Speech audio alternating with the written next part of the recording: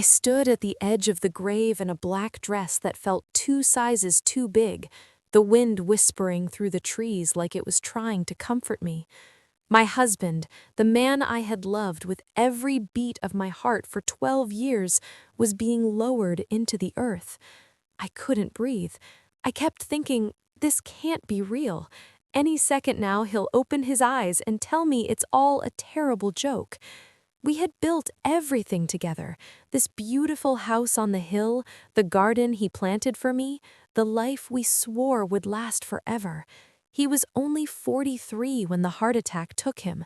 One moment we were laughing over morning coffee, the next I was holding his hand in the hospital, begging him not to leave. After the funeral, everyone gathered back at our home. The air was thick with flowers and sorrow. I was in the kitchen, trying to hold myself together, when my father-in-law walked in. His face was stone cold. He placed a heavy hand on my shoulder and said the words that shattered what was left of me. Listen, Gear, now that my son is gone, the property reverts to blood family. The house, the land, everything. It's how it's always been in our family, you understand. I stared at him, tears already falling. My voice cracked. But this is my home. We built it together. He just shook his head slowly. Blood family now. You're a good girl, but blood is blood.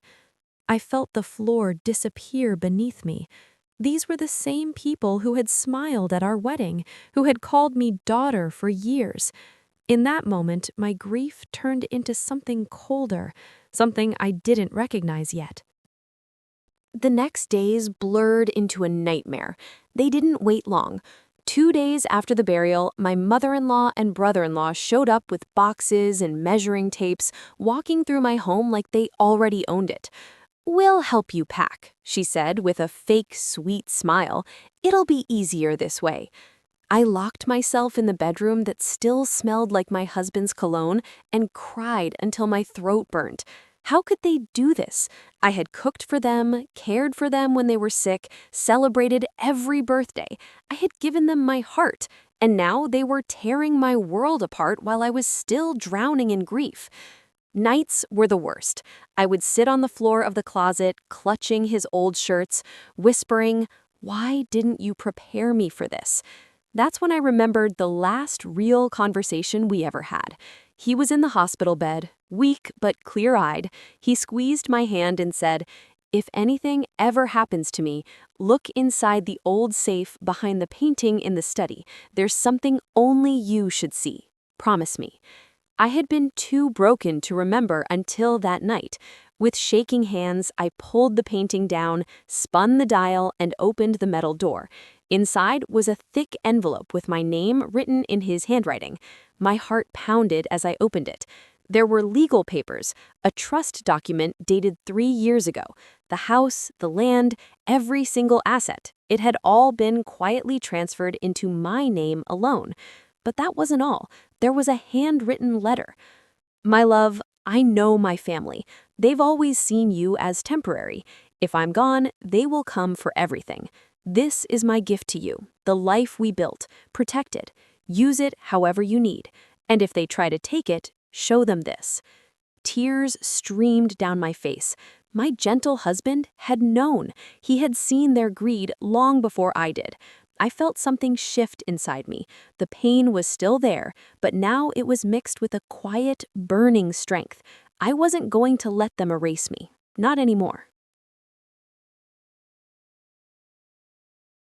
I called my lawyer the next morning. We worked in secret for 10 days. I didn't argue, I didn't cry in front of them, I simply waited. On the 15th day after the funeral, the whole family gathered in the living room for what they thought was the official handover. My father-in-law stood in the middle of the room, smiling like a king who had won his throne. He started his little speech. "This is how it should be. Blood stays with blood." That's when I stepped forward, calm and steady for the first time since the funeral. I placed the folder on the coffee table. "Actually," I said softly, "there's something you should read." They opened it. The room went dead silent. My father-in-law's face turned gray as he read the trust documents, proving the house had never been his son's to leave to them. It had been mine for years. Then he reached the letter. My husband's own words.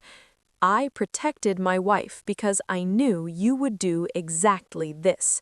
She gave this family more love than any of you ever gave her. If you try to fight this, the documents will be made public, including the loans you took from me that were never repaid. My mother-in-law covered her mouth. My brother-in-law looked like he might faint. My father-in-law's hands trembled so badly the paper shook. You planned this? He whispered. No, I answered, voice steady. He loved me enough to protect me. That's something none of you ever understood. They left that day with nothing but their shame. The house stayed mine. The garden still blooms, and every evening when the sun sets over the hill, I sit on the porch and talk to my husband like he's still here. I learned something powerful through all this pain. Blood doesn't make a family. Love does. And sometimes the deepest revenge isn't loud or cruel.